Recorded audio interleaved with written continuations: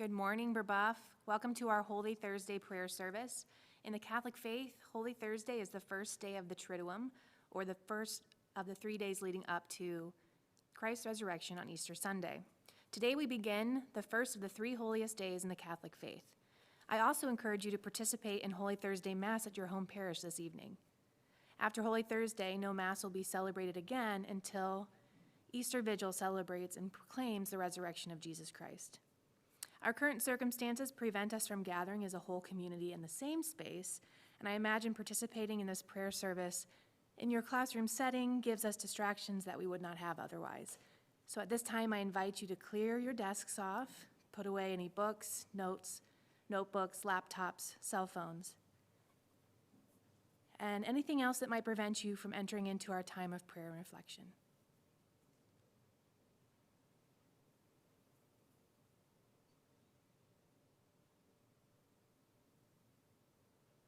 And now let us take a moment to quiet our minds and hearts and remember that we are in the presence of God.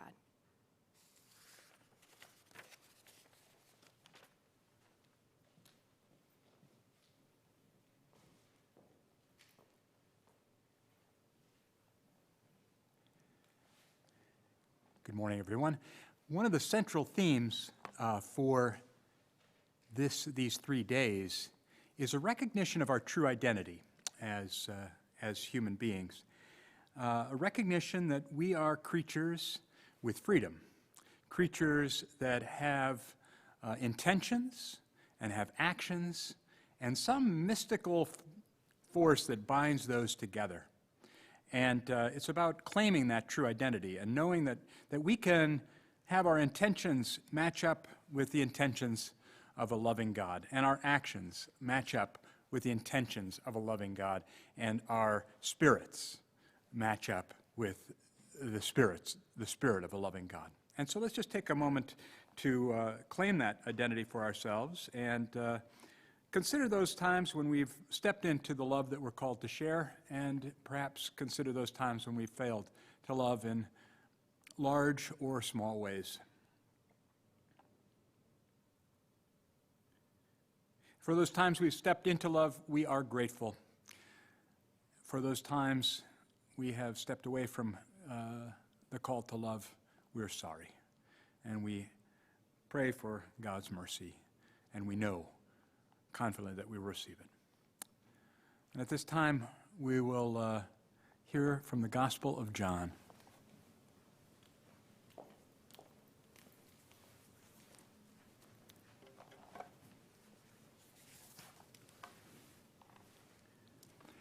The Lord be with you.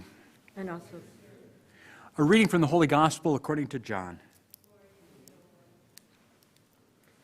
Before the feast of Passover, Jesus knew that his hour had come to pass from this world to the next.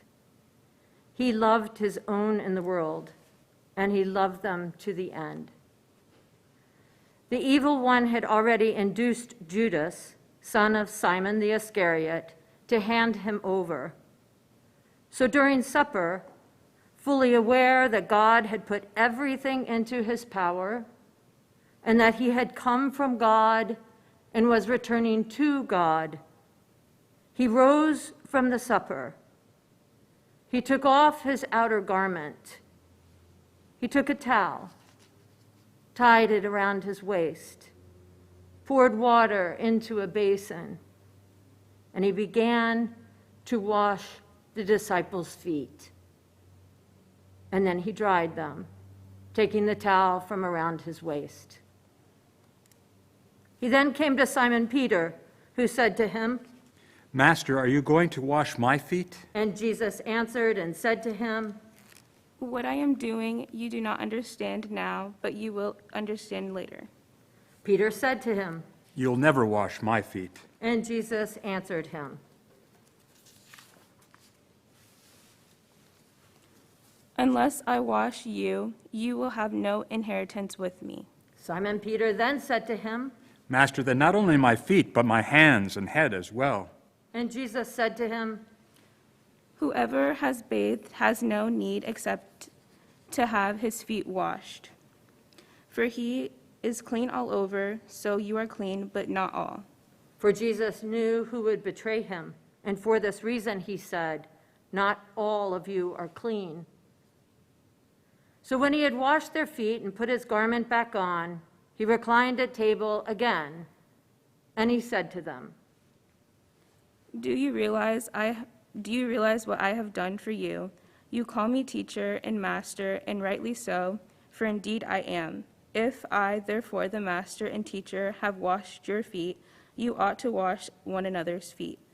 I have given you a model to follow, so that as I have done for you, you should also do. The Gospel of the Lord. "Praise to you, Lord Jesus the Christ."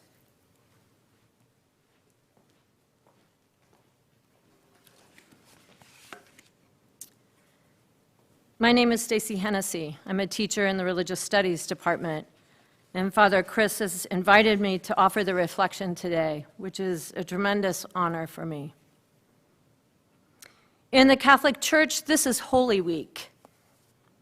These are the high holy days during which we commemorate the final days and the moments of Jesus' life. The feast often overlaps with the Jewish feast of Passover, as both feasts are determined by the lunar calendar, not the Gregorian calendar. Today, for Catholics, it is a day on which we acknowledge the institution of the priesthood and the role of the priest carried out of Jerusalem in the Jewish tradition, which is to stand in the place of the people to do God's will, to serve, to share, to break bread, to share the cup, to offer anointing and blessing and forgiveness. And I don't want to talk about any of that. I want to talk about feet. I want to talk about feelings. And I want to offer you some food for thought. Feet, feelings, and food. I want to talk about Jesus' gesture of taking off his outer garment, which by today's standards we might call a jacket or a sweater. He wraps a towel over his waist. Today we would throw it over our shoulder, much like the waitstaff in a restaurant. He has a bowl by his side, and he proceeds to wash the feet of his closest friends. Would you? Because his friends respond just as you and I might. Some with shock, some with embarrassment, and Peter with refusal.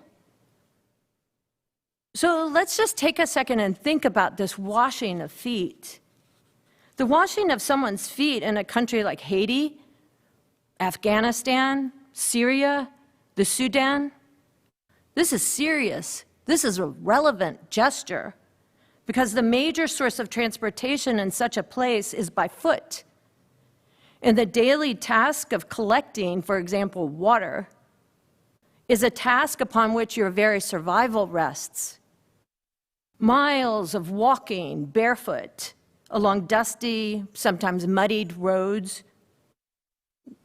Take a minute to imagine that. Imagine yourself with a water jug upon your head, or a basket of wheat or rice or sugar cane on your back. And you're walking home in the hope of arriving just in time for dinner. Walking, walking, walking. In this place where you imagine yourself, washing one's feet before you enter your home, washing your feet before you enter sacred space, this is not an invitation. This is a necessity. It isn't simply that I want my feet washed. I need to scrub the dirt, the mud, the excrement from the sole of the foot. But Jesus isn't really saying that, is he? I mean, he isn't talking about feet or dirt. He's not talking about the burden that you carry on your back or on your heart. Or is he? Jesus is saying, I, your teacher, the one you call master, I am washing your feet. I am washing these feet which have carried you from Galilee to Jerusalem, these feet that have followed me through crowds and into temples, past soldiers and children and passers-by, through streets filled with waste and spittle and discarded dishwasher water. Yes, I am washing your feet, but I am doing it for me. I am doing it so that I do not lose sight of myself, so that I remember who I am, and I am nothing if not your servant. I am a teacher. I am trying to see the streets upon which my students walk and see the burdens that they carry. Every day I walk into the classroom and I stand in awe of a student or several students who may be shod of shoes and may not carry water or wheat, but they do carry an undue burden for long distances across hostile roads filled with discarded emotions. Journal entries and test essays reveal the weight of their fear and the heavy load of their sadnesses, their fragile and yet holy hope, all of which weigh upon my heart. A student recently wrote that her parent is gravely ill and questions, should they spend energy on their schoolwork or should they spend their time at home, just in case something happens? Another student with generalized fear and a sense of great isolation is so overcome by their fear they cannot possibly find the strength to get out of bed.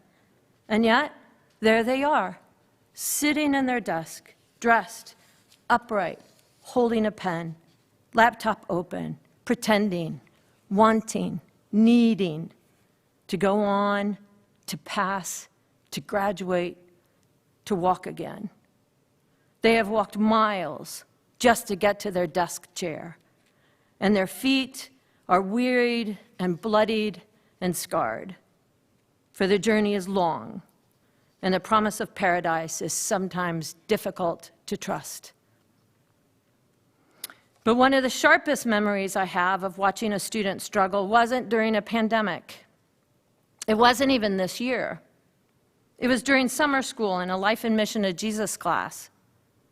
In that class, there's a role play. Some of you may have had the chance to play it. The purpose of the role play is to recreate the social, religious, and political tension that existed in Palestine during the time of Jesus. Mr. Williams and I had decided to combine our two classes. We created a marketplace in his room, room 277, and residential space in my room, room 275. The corridor was left open for lepers and blind people, lame people, orphans, all of whom were roaming about begging for food and money as a way to survive the role play. So in the game, you have to achieve so many tokens in a day in order to be successful. And it's not easy. You have to go to several merchants, you have to talk to rabbis, your mobility is restricted by people, and you're beaten down by Roman guards. So it's not easy. On this particular day, I was really excited. There were 35 students playing. I thought Mr. Williams and I had done a killer job setting up the role play. This was going to be a great day. It might be a little frustrating, but it's a great lesson in experiential learning. What I hadn't thought about was that there was one student in a wheelchair. And in order for her to be successful in the game, she had to navigate not one, not two, but 3 doorways, several desks, lots of sophomores, to even get to the marketplace, let alone make her exchanges, talk to the rabbis, and make it home by dinner time. And worse, once the game began, I was so preoccupied answering questions from the students and watching their frustration escalate that I was inattentive to the physical burden I had placed on her, and her alone. At the end of the game, about 10 minutes later, she came to me and said, "I don't think I can do this." "Do what?" I asked. I can't do this game. I can't make it through all those doors and all the desks and all the people. Can I just sit this out? And a cold shiver of shame washed down my spine, and I looked at her and I very flatly said with no emotion, "Did you consider joining John the Baptist? Can I do that?" "Yeah." And I called over the student playing John the Baptist so that he could give her a pitch and tell her that if she joined him, there would be no more hunger. There would be no more doorways, no more pain, no more wanting for bread or water or community, no more trying to fit in or around things. With John the Baptist, she could have it all. And she did. She dropped her bag of coins on the floor, and she joined the movement. And I've never, ever forgotten that moment and how it made me feel. And I have never, then or now, forgotten that not a single student offered to help her, and nor did I. No one offered to lighten her load, to push her chair, to secure her bread or fish, to move a desk out of the way, to speak to her. We didn't then, and I wonder if anyone does it now in this place where we are trying to be men and women for others. I'm wanting to acknowledge that though you call me master or teacher, I am first your servant. Tuesday in social justice class, we were talking about blindness in the prophet Isaiah. Isaiah says, "Open the eyes of the blind." What aren't we seeing? It's a metaphor. For Isaiah also writes, "My thoughts are not your thoughts, and my ways are not your ways." And no, they are not. But boy, don't we wish they were? Isn't that the life we want? To love as Christ loves, to serve as Christ serves. And today, on this holy day, we have the invitation to see and to serve, to sit at a round table, to tell the story that once there was a man who did so many important things and who said so many important things that people began to follow him. And one day someone said to him, "Who are you?" And he said, "I am the light. I am the life you have been waiting for, and I am right here by your side." So Hannah, in the name of Jesus, the servant that you and I both acknowledge, may I wash your feet today.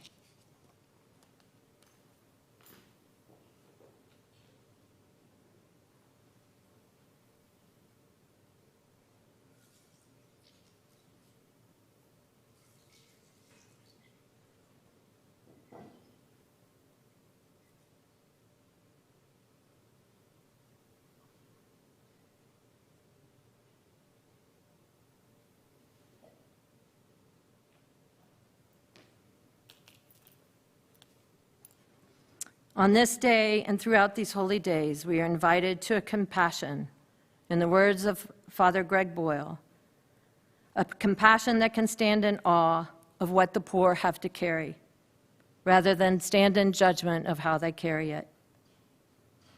May the seats at your holiday table be filled with those worthy of the God you worship. May we rise up to the promises of Easter, freed from the burdens we carry, eager for the service we share. May God bless each one of you and grant you peace. I now introduce to you Elisa Dorica Williams from the class of 2021. Elisa.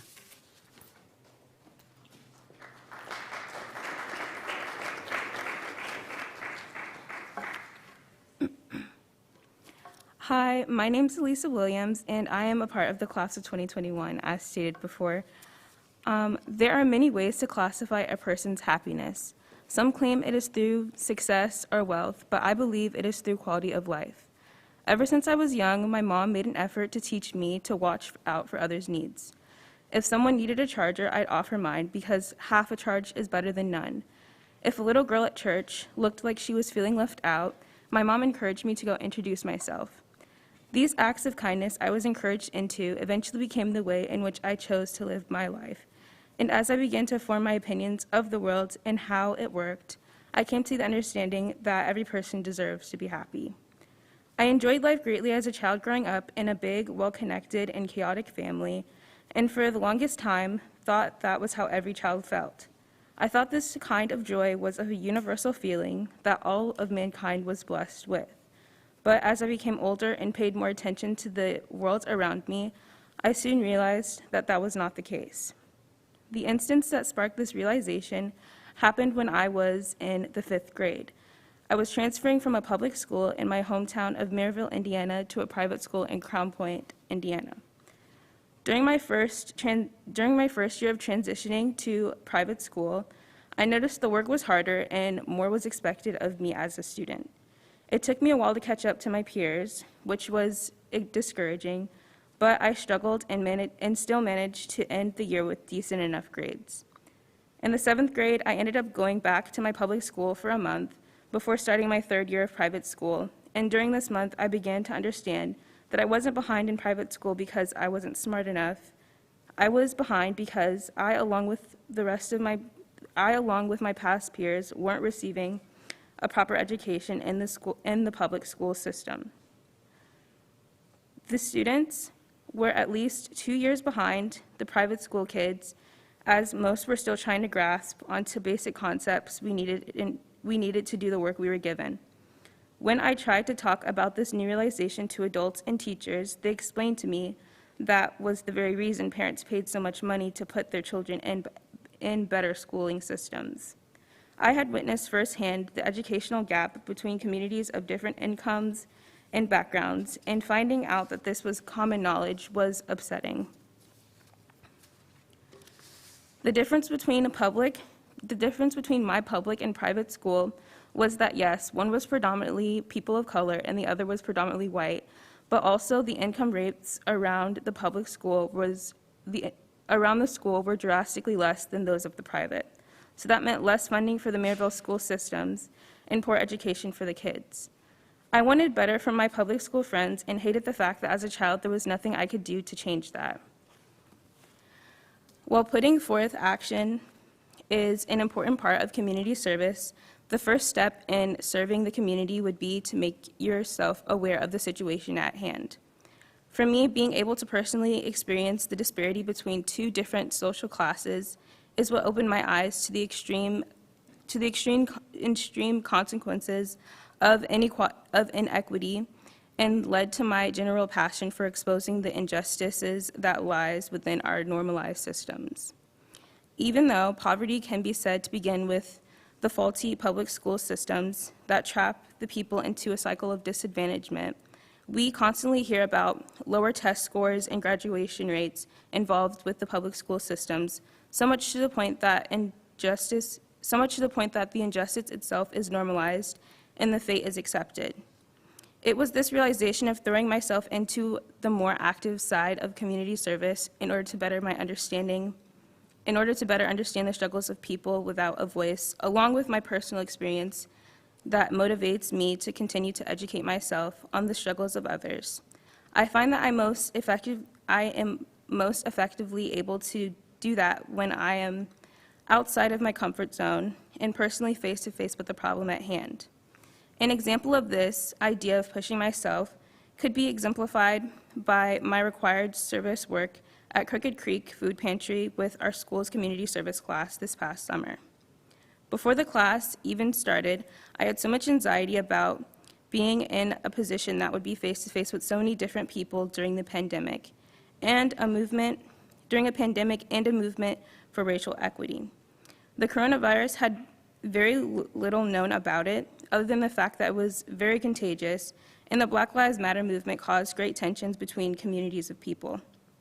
It was these stressful conditions that led to me almost quitting my service job and dropping the class entirely. But remembering back to a time when I realized in-person experience is what best helped me grow my passions for serving the community and educating myself on the situation at hand, I chose to serve in the community over my fears.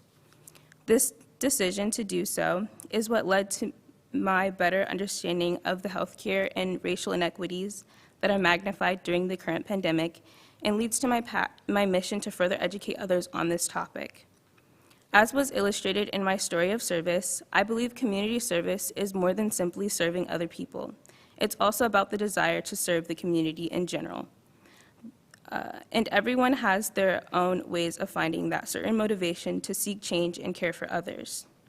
In the reading, Jesus washed the feet of his disciples as a sign of love and compassion and requested that they do the same for others. At the end of the day, we all have the responsibility to care for one another. Just knowing you care for your fellow brother and sisters allows you to connect with the idea of being committed to community service. Now I'm going to ask you to take some time to think about what motivates you to serve your community. How can you serve others and be a needed advocate?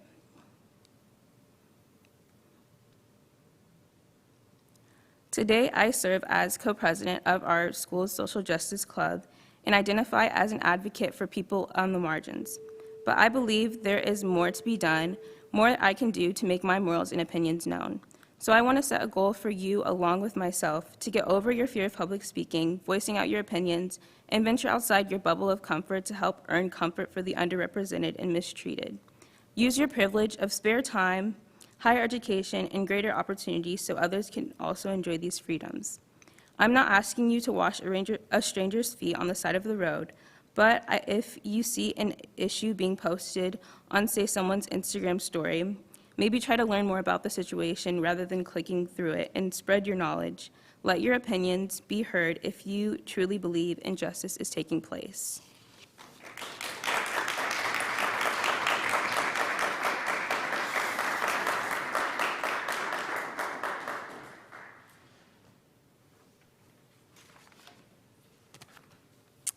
Good morning. I'm Mr. Klingler from the Community Service Department. First and foremost, thank you so much, Alicia and Ms. Hennessy, for sharing your thoughtful and inspirational call to action. It was so powerful. As Lent comes to a close, so does our Lenten food drive. As the person that's been counting all the cans throughout the 6 weeks of Lent, it's been humbling to see our community respond so generously in a time of need. Between all of the cash and cans brought in by students, faculty, and staff over the last 6 weeks, our donations will provide St. Vincent de Paul with more than 10,000 food items that will be used to feed hundreds of families in the coming weeks. A huge thanks to everyone for this incredible turnout. It's the best we've had in years. I did want to take a moment to highlight our final leaderboard of the 5 Period 6 classes that brought in the most donations. Number 5 was Senora McNeely's Period 6 class. Awesome job. Number 4, Mrs. Trump's Period 6 class. Thank you so much. Number 3, Magistra Catalan's Period 6 class. Did an incredible job. Number 2 was Mr. Petty's Period 6 class. That was awesome throughout. And with 773 cans and cash donations, Mr. Graham's Period 6 class brought in the most by far. So a huge thanks to Mr. Graham's class. They're here with us today, and they are going to lead, as we conclude our prayer service, lead us. The St. Vincent de Paul truck is just right outside. They're going to lead the initiative, the effort of taking all our cans out to the truck to get us started. I know Period 4 will have just started, so if you have Period 4 as a break and want to come help, we will be loading all the cans that are here in the chapel up and taking them out to the front of school. This concludes our prayer service, so thank you so much for your attention. And again, if you want to come down and help load up the truck, you are welcome to do that. Thank you.